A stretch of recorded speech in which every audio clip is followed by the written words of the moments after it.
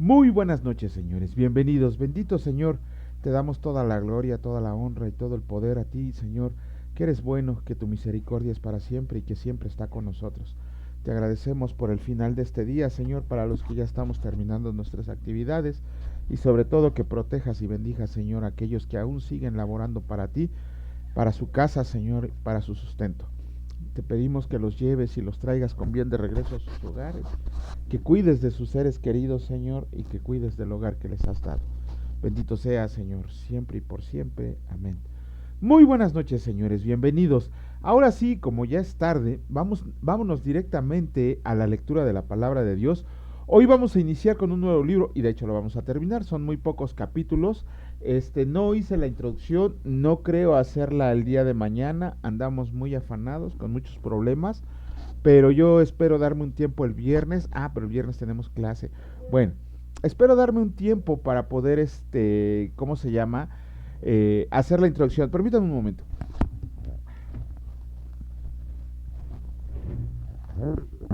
Perdón, es que tenía abierta la ventana y mis perritos son medio latosos, pero bueno.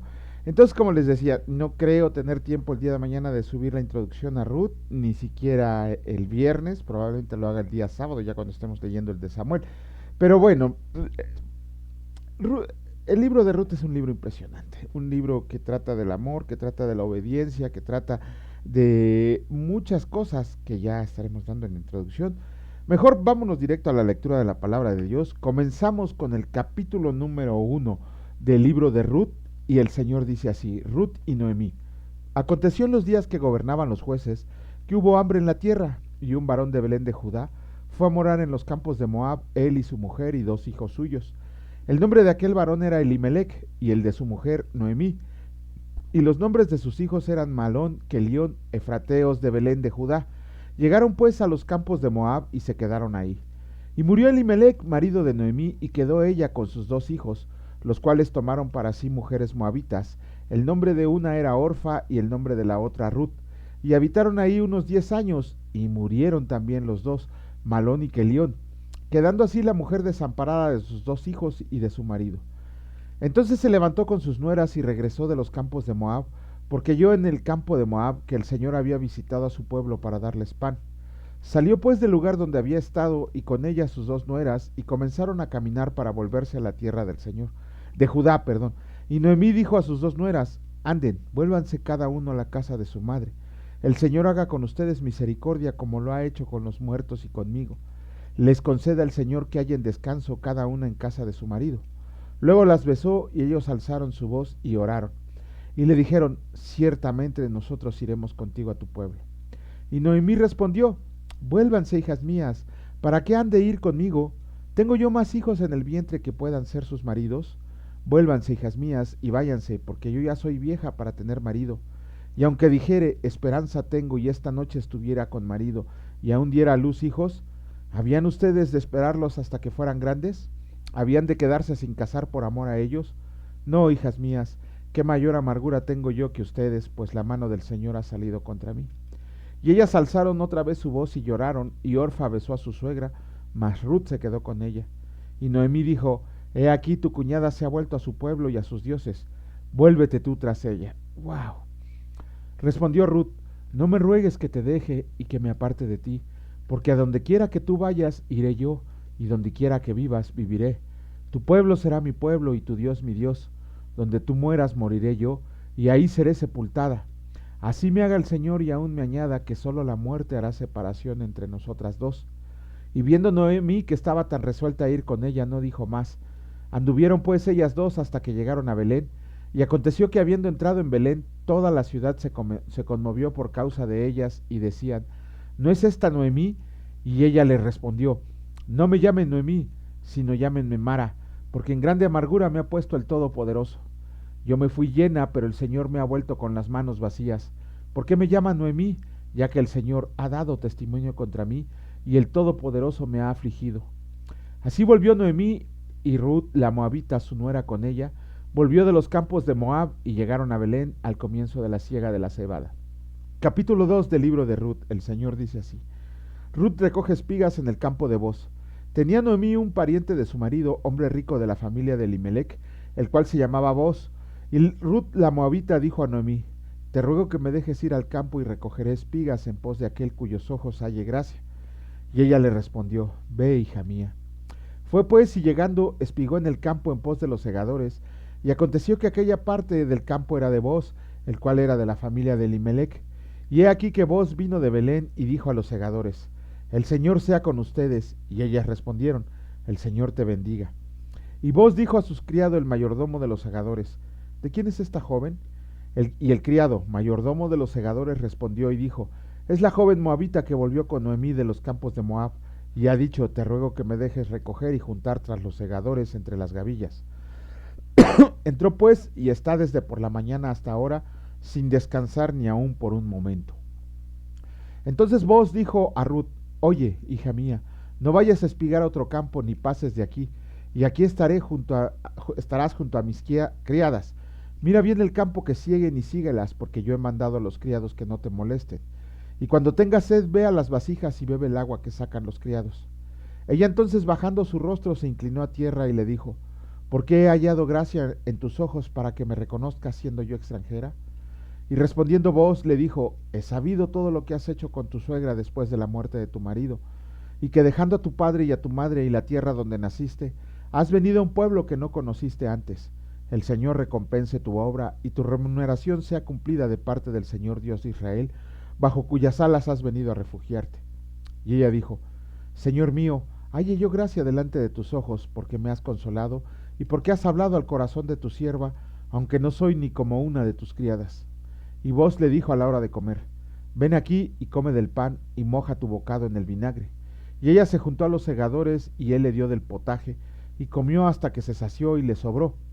Luego se levantó para espigar, y Booz mandó a sus criados diciendo: Que recoja también espigas entre las gavillas, y no la avergüencen, y dejarán también caer para ella algo de los manojos, y lo dejarán para que lo recoja y no la reprendan. Espigó pues en el campo hasta la noche y desgranó lo que había escogido, y fue como una efa de cebada, y lo tomó y se fue a la ciudad, y su suegra vio lo que había recogido. Sacó también luego lo que le había sobrado después de haber quedado saciada, y se lo dio, y le dijo su suegra: ¿Dónde has espigado hoy? ¿Y de dónde has trabajado? Bendito sea el que te ha reconocido.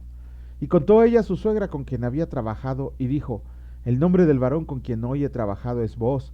Y dijo Noemí a su nuera: Sea él bendito del Señor, pues que no ha rehusado a los vivos la benevolencia que tuvo para con los que han muerto. Después le dijo a Noemí: Nuestro pariente es aquel varón, y uno de los que pueden redimirnos. Y Ruth la moabita dijo: Además de esto me ha dicho: Júntate con mis criadas hasta que hayan acabado toda mi siega. Y Noemí respondió a Ruth su nuera: Mejor es, hija mía, que salgas con sus criadas, y que no te encuentren en otro campo. Estuvo pues junto a las criadas de Booz, espigando, hasta que se acabó la siega de la cebada y la de trigo, y vivía con su suegra. Capítulo 3 del libro de Ruth, escrito está. Ruth y Booz en la era. Después le dijo su suegra Noemí: Hija mía, ¿no he de buscar hogar para ti para que te vaya bien? ¿No es Booz nuestro pariente con cuyas criadas tú has estado? He aquí que él avienta esta noche la parva de las cebadas. Te lavarás pues y te ungirás, y vistiéndote tus vestidos, irás a la era, mas no te darás a conocer al varón hasta que él haya acabado de comer y de beber. Y cuando él se acueste, notarás el lugar donde se acuesta, e irás y descubrirás sus pies y te acostarás ahí, y él te dirá lo que has de hacer. Y ella respondió: Haré todo lo que tú me mandes. Descendió pues a la era e hizo todo lo que su suegra le había mandado. Y cuando Booz hubo comido y bebido, y su corazón estuvo contento, se retiró a dormir a un lado del montón. Entonces ella vino calladamente y le descubrió los pies y se acostó. Y aconteció que a la medianoche se estremeció aquel hombre y se volvió, y he aquí una mujer estaba acostada a sus pies. Entonces él dijo: ¿Quién eres? Y ella respondió: Yo soy Ruth tu sierva. Extiende el borde de tu capa sobre tu sierva, por cuanto eres pariente cercano. Y él dijo: Bendita seas tú del Señor, hija mía. Has hecho mejor tu postrera bondad que la primera, no yendo en busca de los jóvenes, sean pobres o ricos. Ahora pues, no temas, hija mía, yo haré contigo lo que tú digas, pues toda la gente de mi pueblo sabe que eres mujer virtuosa. Y ahora, aunque es cierto que yo soy pariente cercano, con todo eso hay pariente más cercano que yo. Pasa aquí la noche, y cuando sea de día, si él te redime, bien, redímate. Mas si él no te quiere redimir, yo te redimiré, vive el Señor. Descansa pues hasta la mañana. Y después que durmió a sus pies hasta la mañana, se levantó antes que los hombres pudieran reconocerse unos a otros, porque él dijo, no se sepa que vino esta mujer a la era. Después le dijo, quítate el manto que traes sobre ti y tenlo. Y tendiéndolo ella, él midió 6 medidas de cebada y se las puso encima, y ella se fue a la ciudad. Y cuando llegó a donde estaba su suegra, ésta le dijo, ¿qué hay, hija mía? Y le contó ella todo lo que aquel varón le había acontecido. Y dijo, estas 6 medidas de cebada me dio diciéndome, a fin de que no vayas a tu suegra con las manos vacías. Entonces Noemí dijo, espérate, hija mía, hasta que sepas cómo se resuelve el asunto, porque aquel hombre no descansará hasta que concluya el asunto hoy. Capítulo 4 del libro de Ruth, el Señor dice así, Booz se casa con Ruth. Booz subió a la puerta y se sentó ahí, y he aquí que pasaba aquel pariente de quien Booz había hablado, y le dijo, fulano, ven acá y siéntate. Y él vino y se sentó. Entonces él tomó a 10 varones de los ancianos de la ciudad, y dijo, siéntense aquí, y ellos se sentaron. Luego dijo al pariente, Noemí, que ha vuelto al campo de Moab, vende una parte de las tierras que tuvo nuestro hermano Elimelec, y yo decidí hacértelo saber, y decirte que la compres en presencia de los que están aquí sentados, y de los ancianos de mi pueblo. Si tú quieres redimir, redime, y si no quieres redimir, decláramelo para que yo lo sepa, porque no hay otro que redima sino tú y yo después de ti. Y él respondió, yo redimiré. Entonces replicó Booz, el mismo día que compres las tierras de mano de Noemí, debes tomar también a Ruth la moabita, mujer del difunto, para que restaures el nombre del muerto sobre su posesión. Y respondió el pariente, no puedo redimir para mí, no sea que dañe mi heredad. Redime tú usando de mi derecho, porque yo no podré redimir. Había ya desde hacía tiempo esta costumbre en Israel tocante a la redención y al contrato, que para la confirmación de cualquier negocio, el uno se quitaba el zapato y lo daba a su compañero, y esto servía de testimonio en Israel. Entonces el pariente dijo a Booz, tómalo tú, y se quitó el zapato. Y Booz dijo a los ancianos y a todo el pueblo, ustedes son testigos hoy de que he adquirido de mano de Noemí todo lo que fue de Elimelec, y todo lo que fue de Kelión y de Malón, y que también tomo por mi mujer a Ruth la moabita, mujer de Malón, para restaurar el nombre del difunto sobre su heredad, para que el nombre del muerto no se borre de entre sus hermanos y de la puerta de su lugar. Ustedes son testigos hoy. Y dijeron todos los del pueblo que estaban a la puerta con los ancianos, testigos somos. El Señor haga a la mujer que entra en tu casa como a Raquel y a Lea, las cuales edificaron la casa de Israel, y tú seas ilustre en Efrata y seas de renombre en Belén. Y sea tu casa como la casa de Fares, el que Tamar dio a luz a Judá, por la descendencia que de esa joven te dé el Señor. Booz pues tomó a Ruth, y ella fue su mujer, y se llegó a ella, y el Señor le dio que concibiera y diera a luz un hijo. Y las mujeres decían a Noemí, loado sea el Señor que hizo que no te faltara hoy pariente, cuyo nombre será celebrado en Israel, el cual será restaurador de tu alma y sustentará tu vejez, pues tu nuera, que te ama, lo ha dado a luz, y ella es de más valor para ti que 7 hijos. Y tomando Noemí el hijo, lo puso en su regazo, y fue su aya. Y le dieron nombre de las vecinas, diciendo, le ha nacido un hijo a Noemí, y lo llamaron Obed, este es el padre de Isaí, padre de David.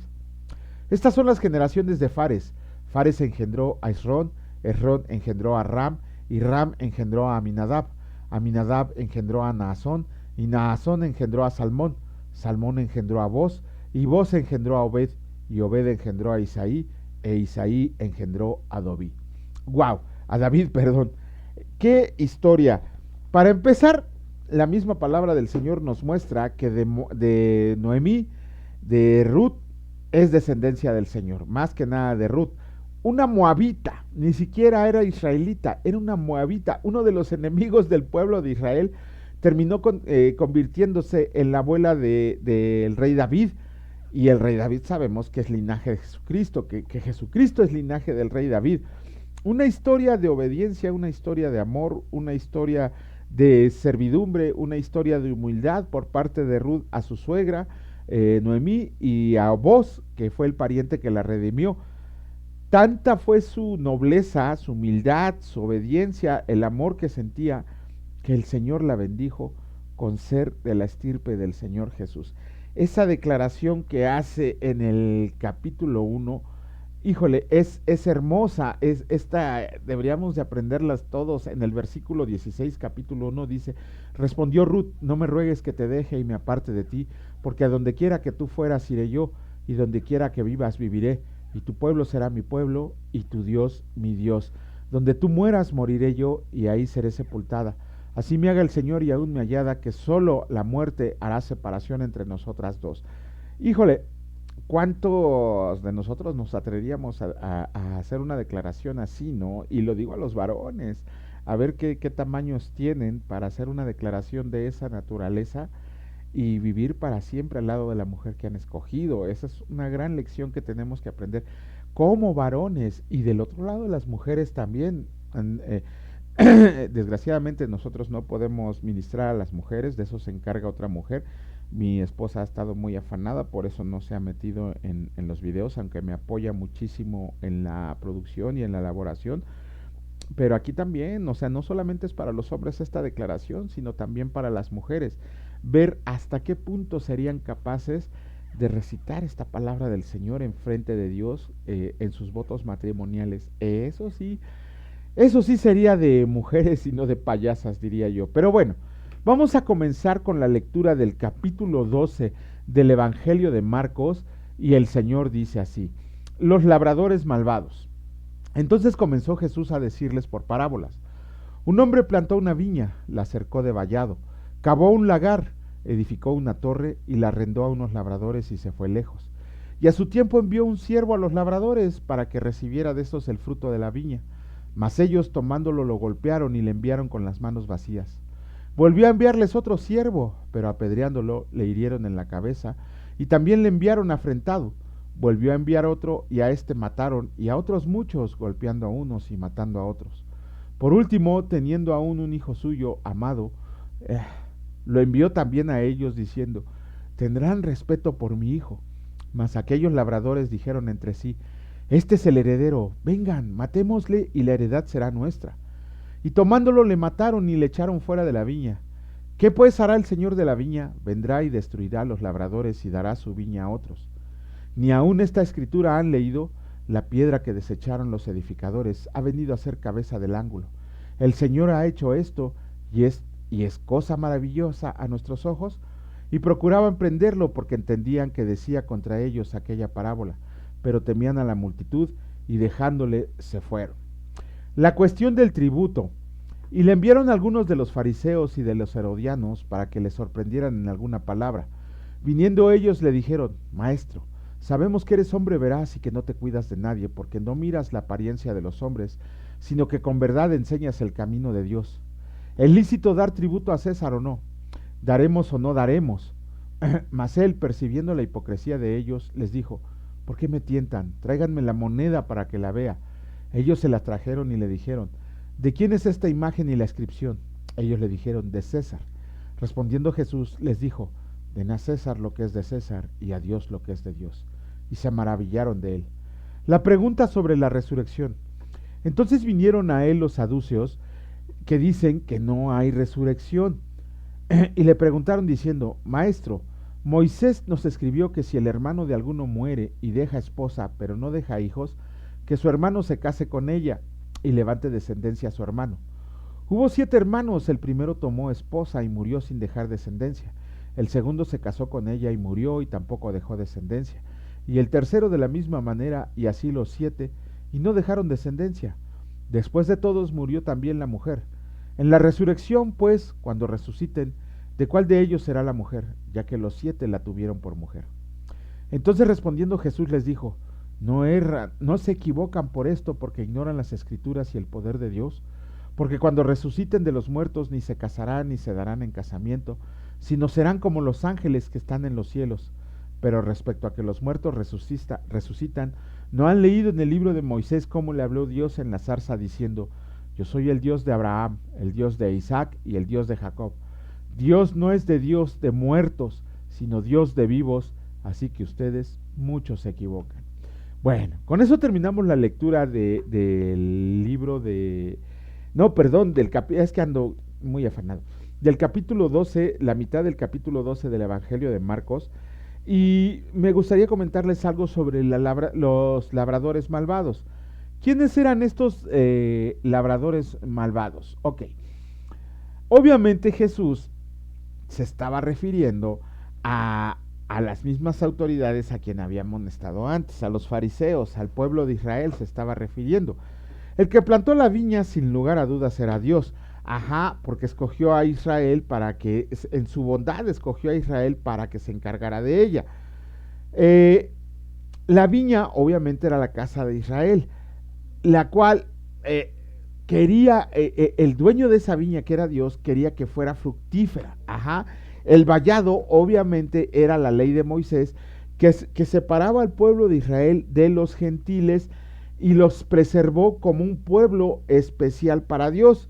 Ajá, los labradores tenían que ser los líderes espirituales de la nación y que debían administrar la viña para Dios, porque si Dios nos da privilegios, tiene el derecho de esperar respuesta de nuestra parte. Ajá.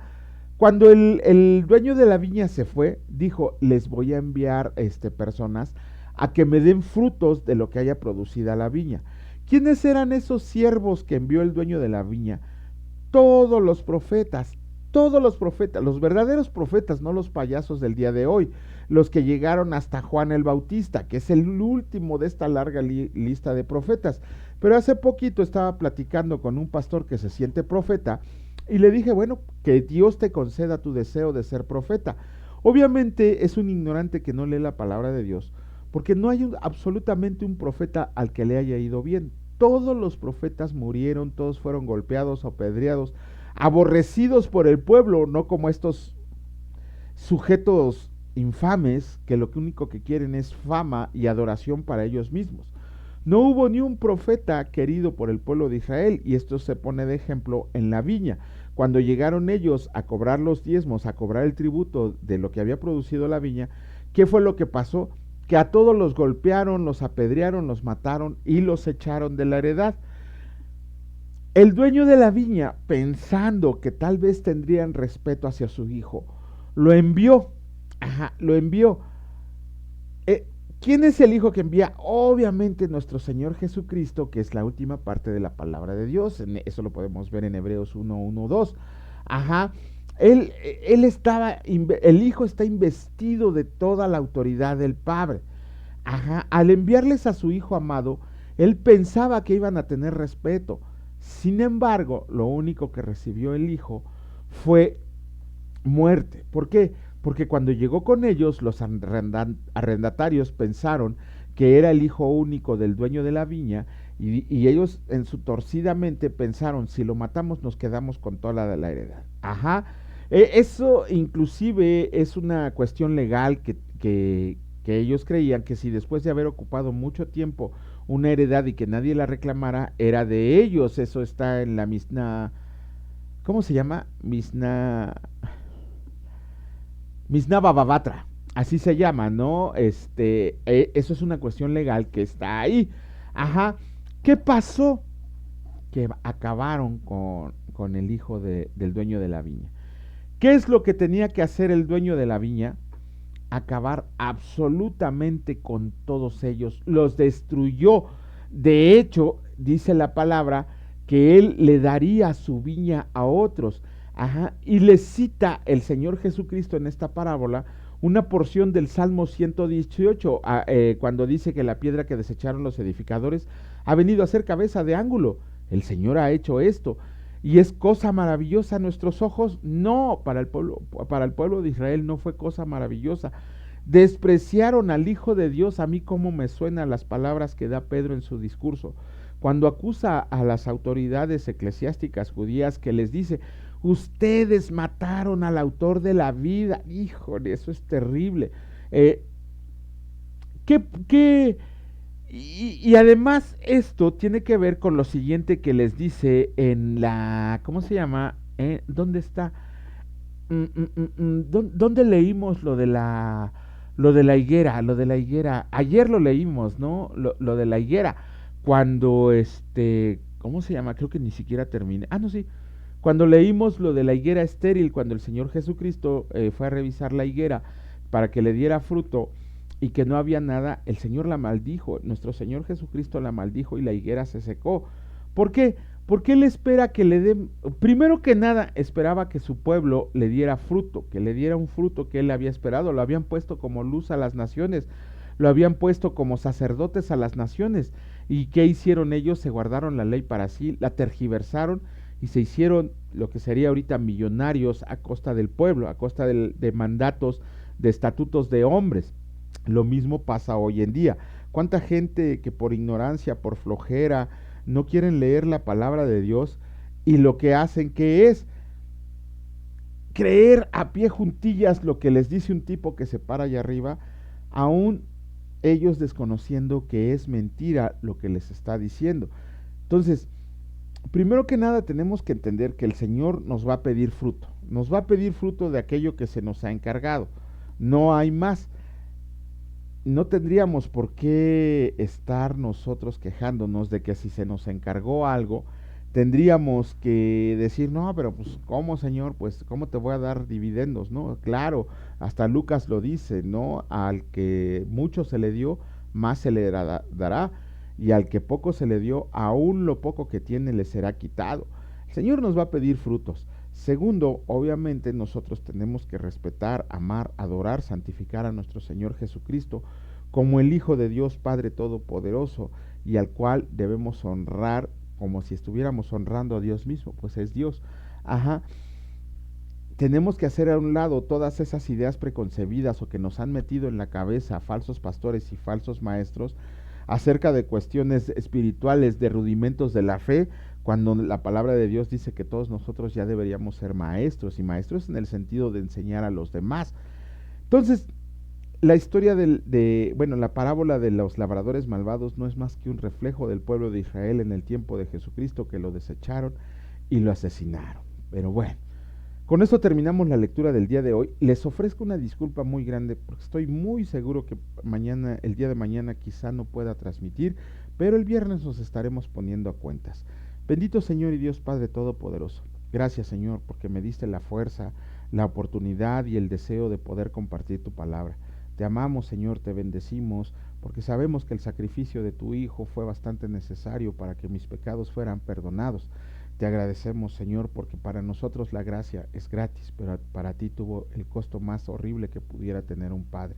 Te agradecemos también porque el día de hoy nos has alimentado, nos has sacado adelante, nos has resguardado del mal, y te pedimos que el día de mañana vayas con nosotros a donde quiera que vayamos. Bendito sea, Señor, siempre y para siempre. Amén. Que Dios los bendiga, señores, si Dios lo permite. Nos vemos en el siguiente video. Cuídense mucho. Hasta luego.